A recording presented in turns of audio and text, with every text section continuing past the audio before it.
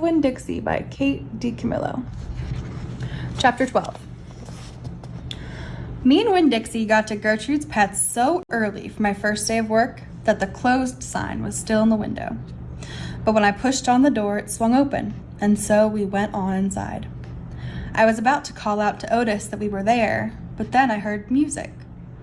It was the prettiest music I've ever heard in my life. I looked around to see where it was coming from, and that's when I noticed that all the animals were out of their cages. There were rabbits and hamsters and gerbils and mice and birds and lizards and snakes, and they were all just sitting there on the floor like they had turned to stone, and Otis was standing in the middle of them.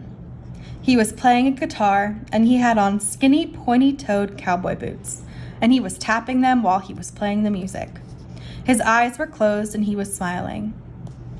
Winn-Dixie got a dreamy kind of look on his face. He smiled really hard at Otis, and then he sneezed, and then his whiskers went all fuzzy.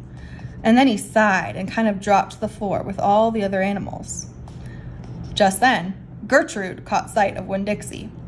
"Dog!" she croaked, and flew over and landed on his head. Otis looked up at me. He stopped playing his guitar, and the spell was broken. The rabbits started hopping, and the birds started flying, and the lizards started leaping, and the snakes started slithering, and Winn-Dixie started barking and chasing everything that was moving, and Otis shouted, "Help me!" For what seemed like a long time, me and Otis ran around trying to catch mice and gerbils and hamsters and snakes and lizards. We kept on bumping into each other and tripping over the animals, and Gertrude kept screaming, "Dog! Dog!" Every time I caught something, I put it back in the first cage I saw. I didn't care if it was the right cage or not. I just put it in and slammed the door. And the whole time I was chasing things, I was thinking that Otis must be some kind of snake charmer, the way he could play his guitar and make all the animals turn to stone. And then I thought, this is silly. I shouted over Winn-Dixie barking and Gertrude yelling. I said, "Play some more music, Otis." He looked at me for a minute. Then he started playing his guitar, and in just a few seconds, everything was quiet. Winn-Dixie was lying on the floor, blinking his eyes and smiling to himself and sneezing every now and then. And the mice and the gerbils and the rabbits and the lizards and the snakes that we hadn't caught yet got quiet and sat still. And I picked them up one by one and put them back in their cages. When I was all done, Otis stopped playing. He looked down at his boots. I was just playing them some music. It makes them happy. "Yes, sir," I said. "Did they escape from their cages?" "No," Otis said. "I take them out. I feel sorry for them, being locked up all the time. I know what it's like being locked up." "You do?" I said. "I've been in jail," Otis said. He looked up at me real quick and then looked back down at his boots. "You have?" I said. "Never mind," said Otis. "Aren't you here to sweep the floor?" "Yes, sir," I told him. He walked over to the counter and started digging through a pile of things. And finally, he came up with a broom. "Here," he said, "you should start sweeping." Only he must have gotten confused. He was holding out his guitar to me instead of the broom. "With your guitar?" I asked. He blushed and handed me the broom, and I started to work. I am a good sweeper. I swept the whole store and then dusted some of the shelves. The whole time I worked, Winn-Dixie followed me, and Gertrude followed him, flying behind him and sitting on his head and his back and croaking real quiet to herself, "Dog, dog." When I was done, Otis thanked me. I left Gertrude's Pets thinking about how the preacher probably wouldn't like it very much that I was working for a criminal. Sweetie Pie Thomas was waiting for me right out front. "I seen that," she said.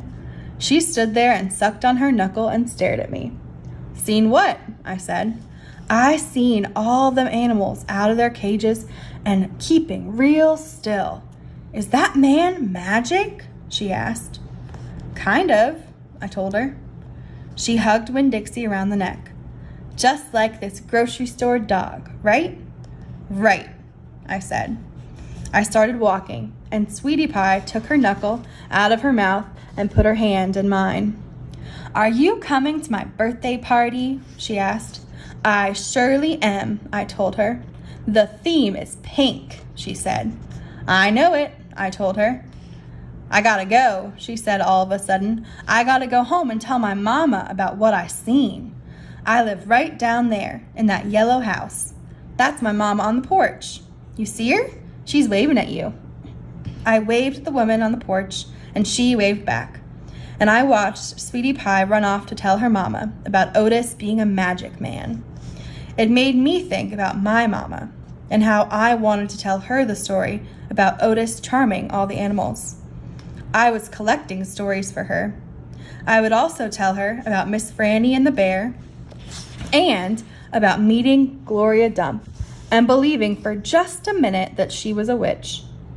I had a feeling that these were the kind of stories my mama would like, the kind that would make her laugh out loud, the way the preacher said she liked to laugh. Because of Winn-Dixie by Kate DiCamillo. Chapter 13. Me and Winn-Dixie got into a daily routine where we would leave the trailer early in the morning and get down to Gertrude's Pets in time to hear Otis play his guitar music for the animals.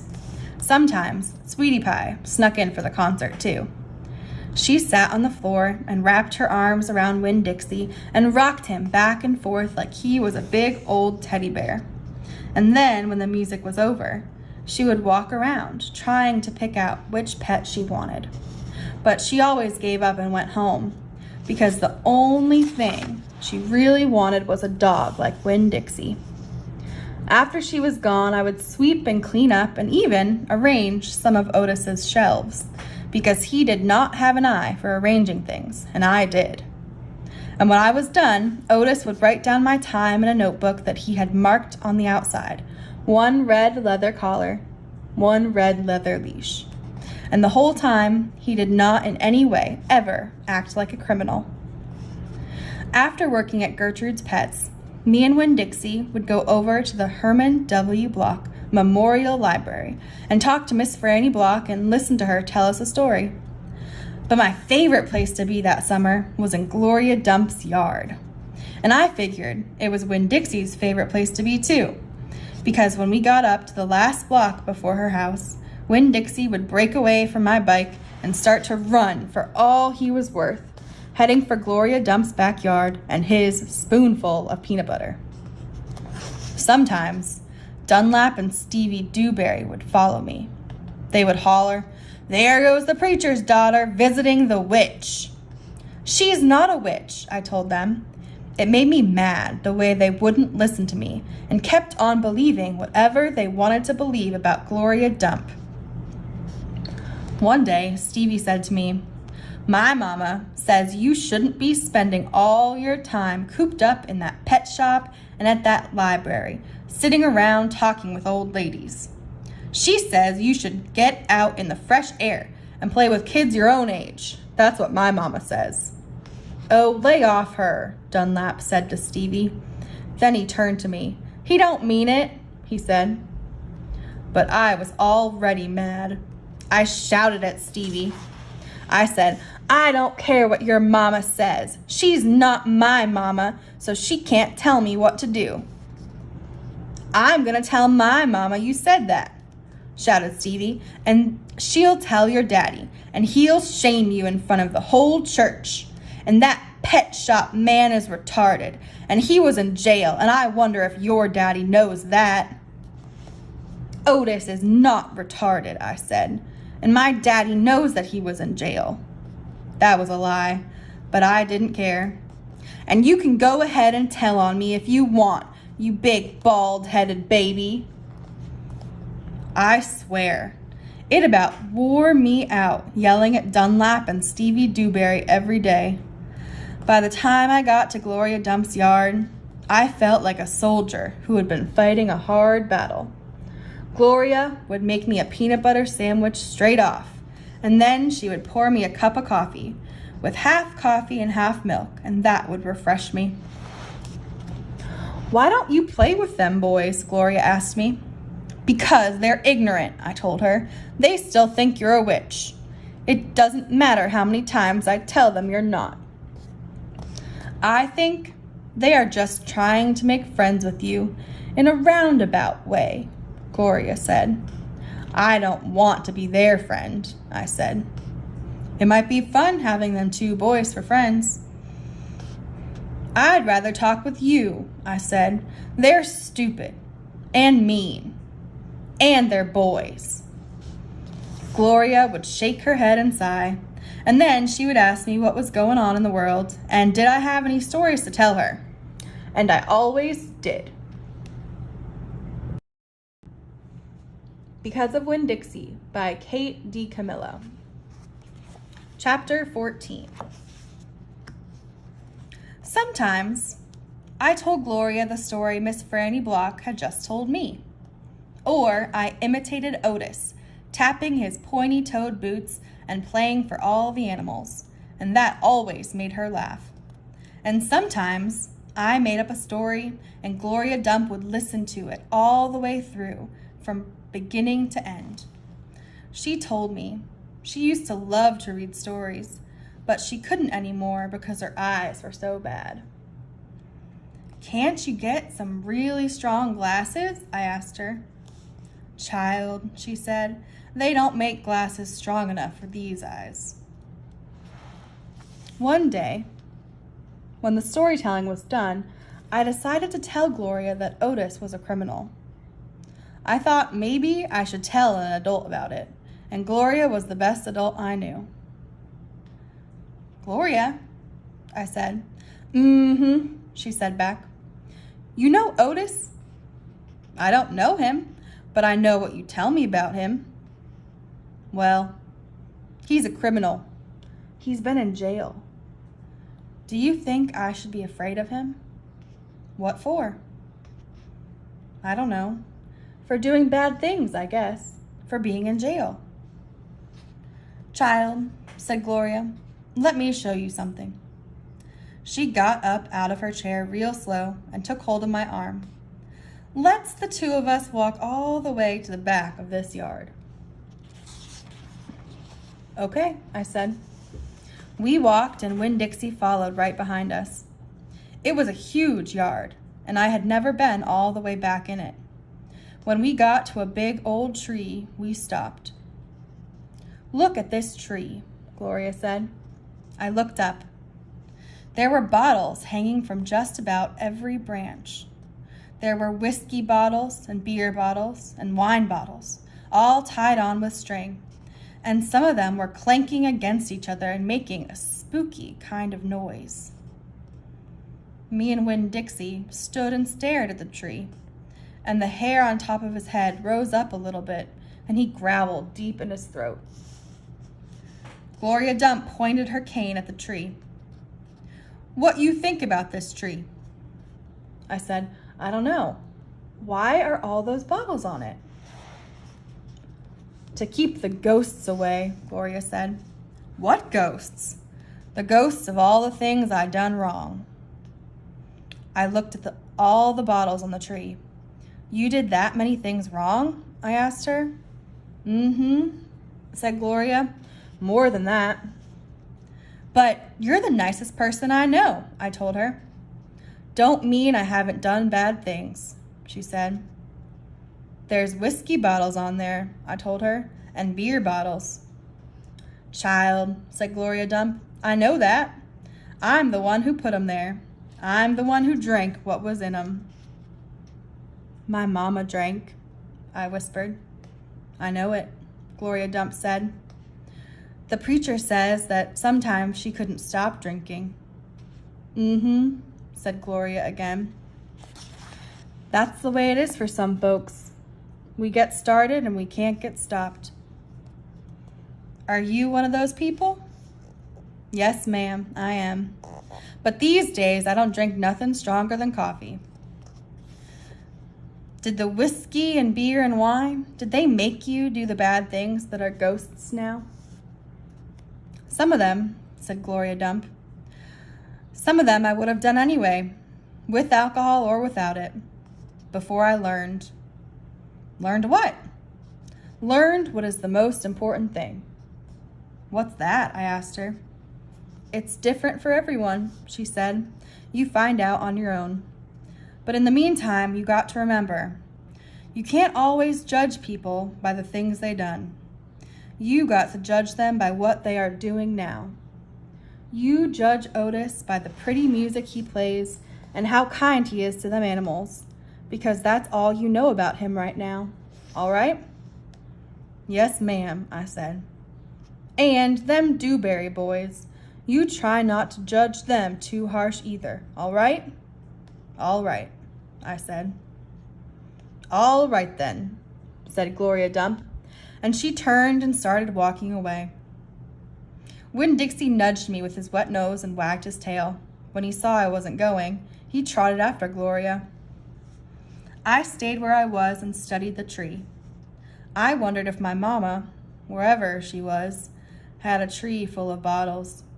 And I wondered if I was a ghost to her, the same way she sometimes seemed like a ghost to me. Because of Winn Dixie by Kate DiCamillo.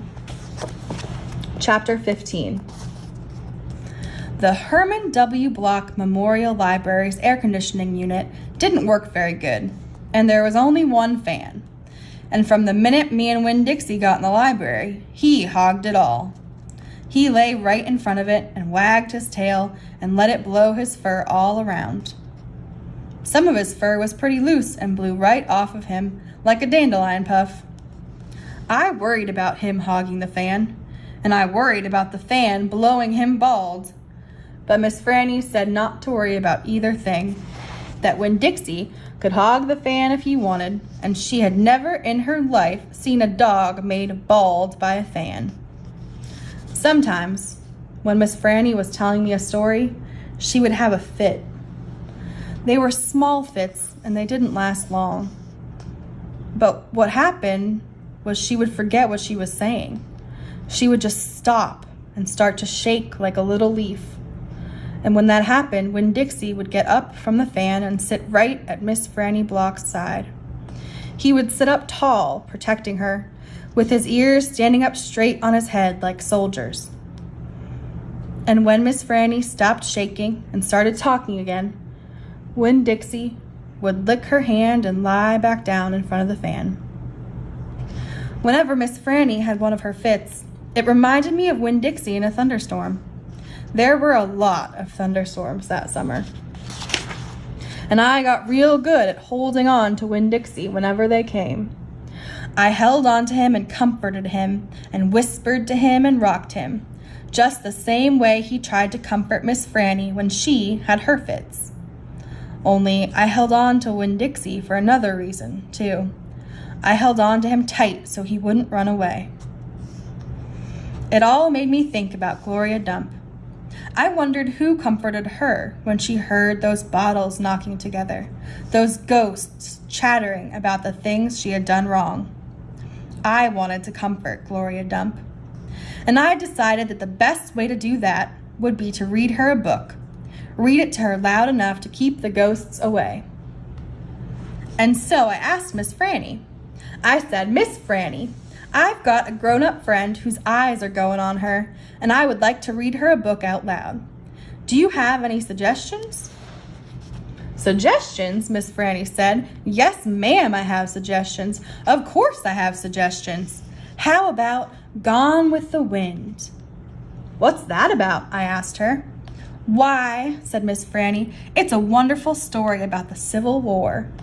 The Civil War? I said. Do not tell me you have never heard of the Civil War. Miss Franny Block looked like she was going to faint. She waved her hands in front of her face. I know about the Civil War, I told her. That was the war between the South and the North over slavery. Slavery, yes, said Miss Franny. It was also about states' rights and money.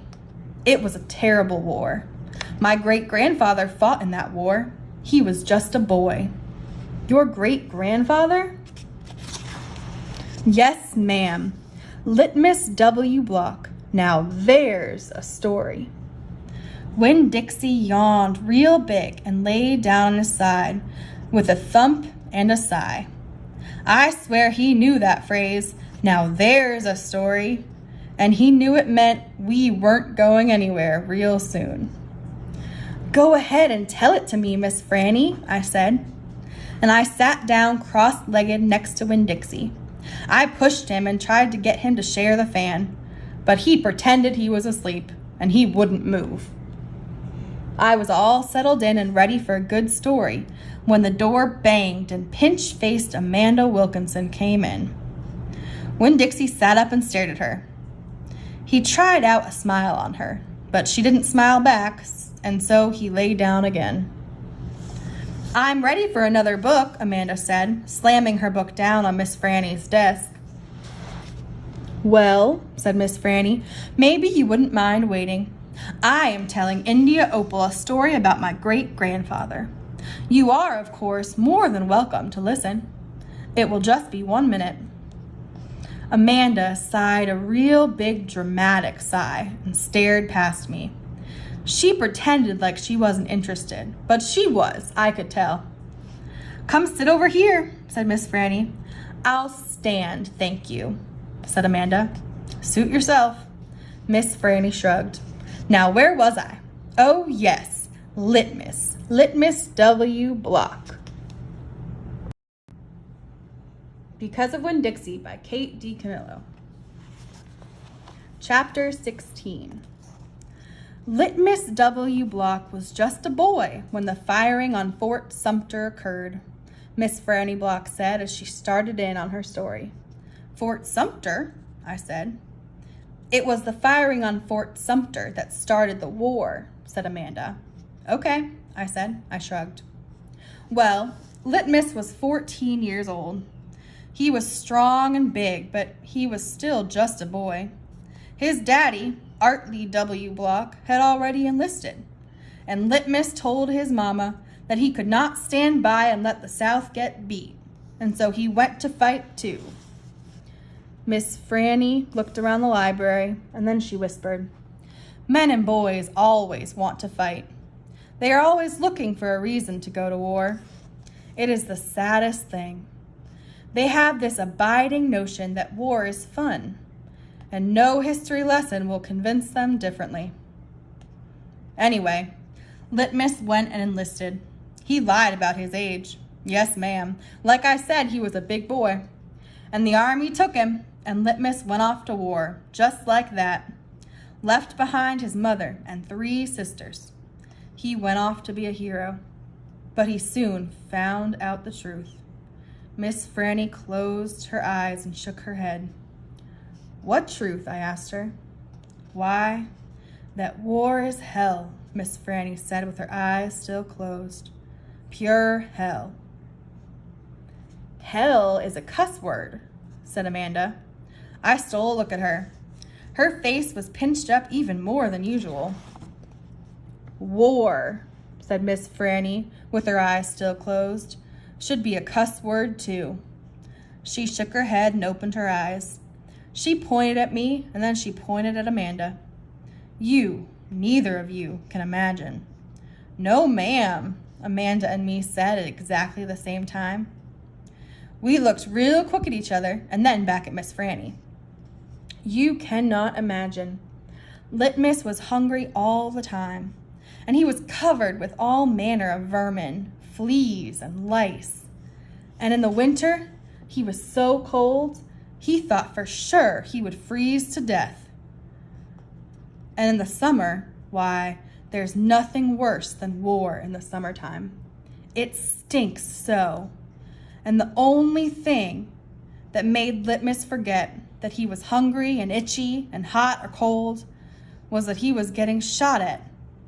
And he got shot at quite a bit. And he was nothing more than a child." "Did he get killed?" I asked Miss Franny. "Good grief," said Amanda. She rolled her eyes. "Now, Opal," Miss Franny said, "I wouldn't be standing in this room telling this story if he was killed. I wouldn't exist. No, ma'am, he had to live. But he was a changed man. Yes, ma'am, a changed man. He walked back home when the war was over. He walked from Virginia all the way back to Georgia. He didn't have a horse. Nobody had a horse except for the Yankees. He walked. And when he got home, there was no home there. Where was it? I asked her. I didn't care if Amanda thought I was stupid. I wanted to know. Why? Miss Franny shouted so loud that Winn Dixie and Amanda Wilkinson and me all jumped. The Yankees burned it. Yes, ma'am, burned it to the ground. What about his sisters? Amanda asked. She moved around the desk and came and sat on the floor. She looked up at Miss Franny. What happened to them? Dead. Dead of typhoid fever. Oh, no, Amanda said in a real soft voice. And his mama? I whispered. Dead, too. And his father? Amanda asked. What happened to him? He died on the battlefield. Litmus was an orphan? I asked. Yes, ma'am, said Miss Franny Block. Litmus was an orphan.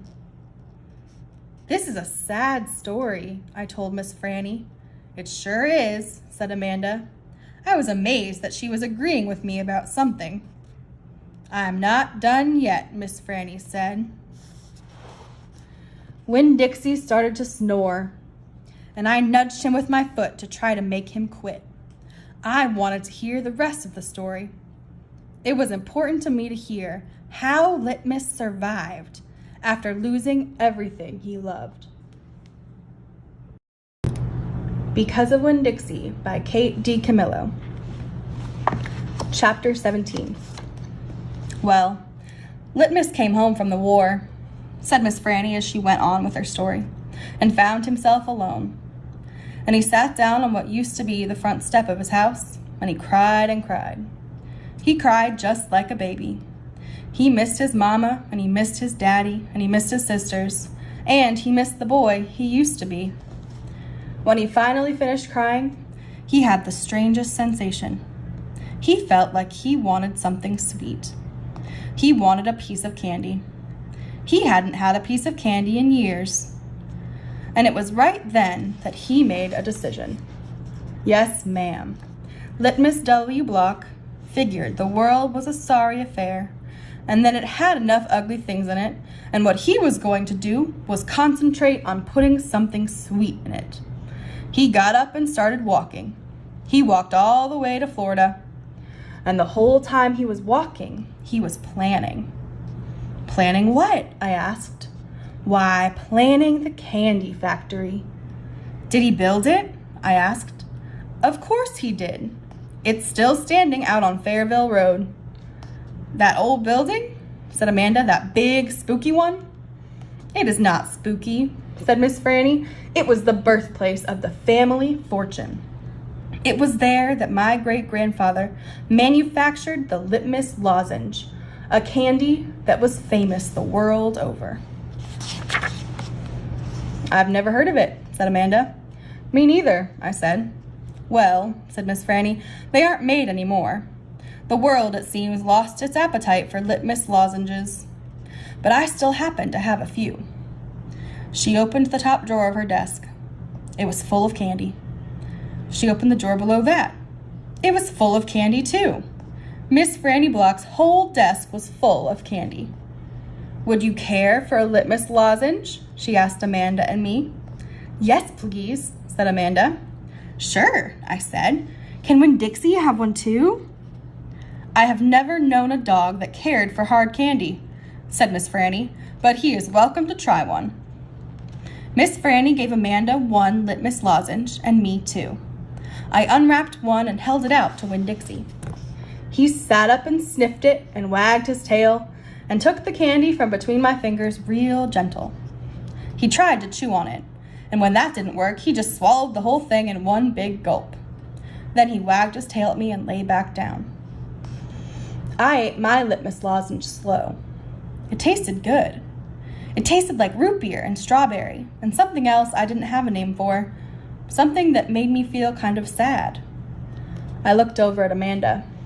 She was sucking on her candy and thinking hard. Do you like it? Miss Franny asked me. Yes, ma'am, I told her. What about you, Amanda? Do you like the litmus lozenge?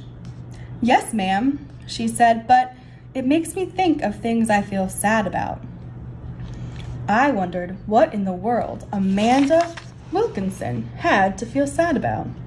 She wasn't new to town. She had a mama and a daddy. I had seen her with them in church. There's a secret ingredient in there, Miss Franny said. I know it, I told her. I can taste it. What is it?